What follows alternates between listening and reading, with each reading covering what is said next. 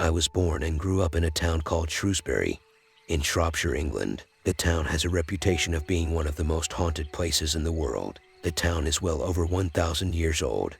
A lot of the ruins of old buildings remain.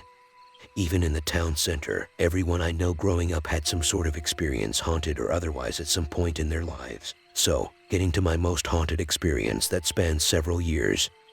These aren't my only experiences, but this is the one that has affected me the most. My grandparents have a house that all of the family grew up in. This house has a back bedroom that gives off a vibe that you just don't want to deal with.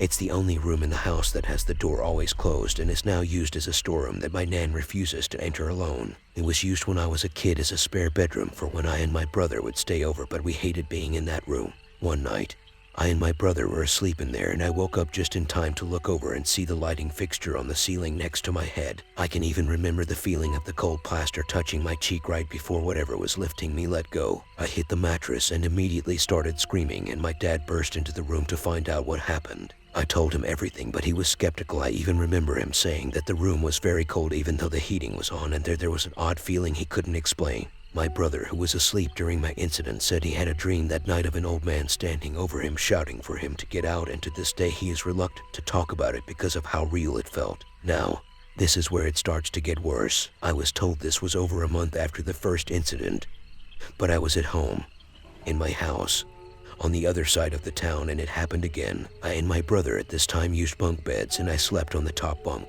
My dad was downstairs watching TV, and all of a sudden he said he got a feeling something was wrong.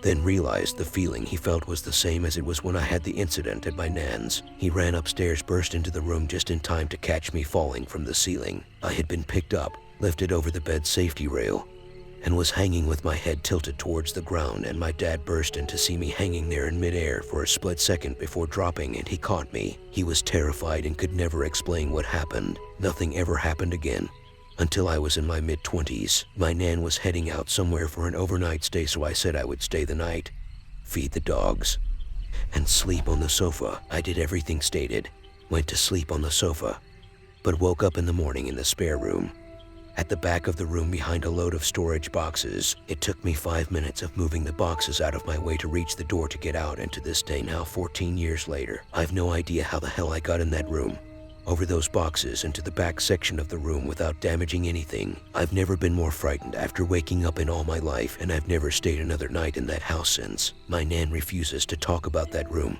My granddad was the same before his death. I've no idea what happened in that house, what spirit or worse is living in that back room, but I'll never go back in that room for as long as I live.